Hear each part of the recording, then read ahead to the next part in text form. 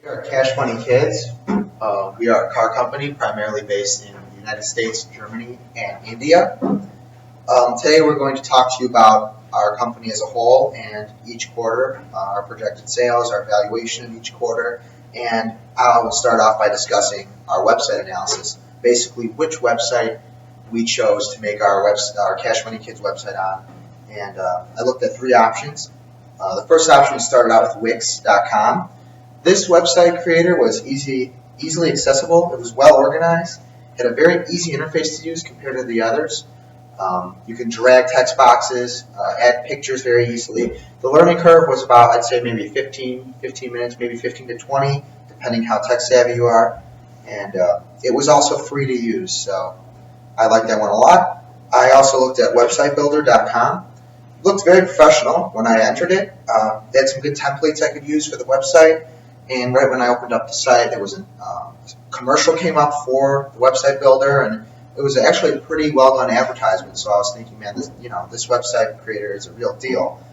And it said it was free, and once I signed up for it, there was a hidden fee that popped up in my email. So it cost I think $10 a month or something. So we didn't really want that one. The last one I looked at was Squarespace.com. Many different fonts were available, and it looked great, but then I tried looking at the backgrounds, and there was nothing really interesting. It was just plain colored backgrounds, and it kind of reminded me of PowerPoint, not actually a functional website. So that one was kind of out of the discussion. So at the end of all of this, after playing around with the websites, we decided to go with Wix.com, the first one I looked at, based on it being free, it being easy to use, and how good it actually looked in the many options that you could choose with it.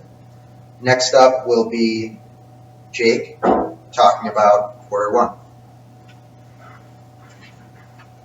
Okay, so our quarter one results. We didn't do so well. We were more working out the kinks on GoVenture, learning how it works, how the program kind of needed to be adjusted to make our company work. We ended up underproducing and underpricing, missing out on unit sales of 27,462. We ended up selling all that we did produce, so I guess that was a positive at 2,000. Missing out on all the unit sales resulted in large losses from excessive expenses and low production. Positives to take away from quarter one. We did establish a large amount of equity in India with a 100% share and Germany with a 71% share of the market. We did have the highest ethics score across all competitions, so we were able to have a better ethically right and sound over all other companies. Our share price was established at 100,000, which was a positive to take away. Overall, though, we did have a learning experience in quarter one. We didn't really know how to work the website yet. We were essentially just working out the kinks. Next, I'm going to hand it over to Rosella for quarter two results. This quarter, we did a lot better on quarter two than the first one. We realized how to actually work the stimulation and decided that we need to change a couple of our prices to increase our revenue and our profits. Our revenue were about $50 million, our expenses were about $92 million, and then our profits were about $41 million. We did make a big improvement for us, which is what we wanted to see in the end. For quarter one, our revenue was only $7 million, so we had to increase it by a lot. The units sold were 4,500, and our missed unit sales were 29,000. Our revenues in the U.S. were $26 million, India was $15 million, and Germany was $9 million. So we really wanted to focus on Germany and India just because U.S. was so much higher, so we really wanted to just focus on those two to increase it. And now I'm going to pass it over to Sam for quarter three.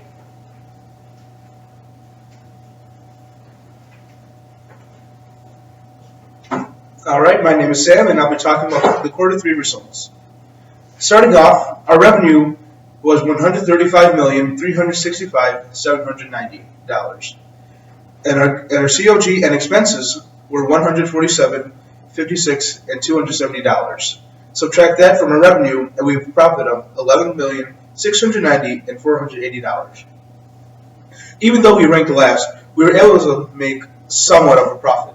In quarter three, our revenue dollars were $84.62, with our profit dollars at $29.58, and we sold a total of 3,776 units. From Q1 to Q3, we sold about 8,276 units. Unfortunately, we had 29,560 units that we missed. So at the end of quarter three, our revenue was at $192,727.56, and our COG and expenses were on $188,987. And subtract that from our revenue, we made a net profit of $3,739,140. And now I'm going to pass on to Carmela for quarter four results.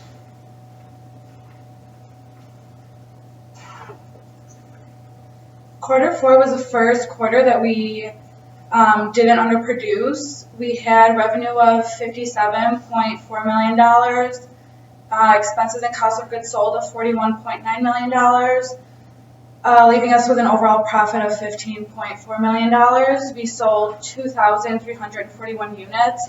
From quarter one to quarter four, we had revenues of $193 million, expenses and cost of goods sold of $189 million, with an overall profit of $3.8 million. Our market share went from $260,000 to $10.3 million in quarter four. Now, Kyle.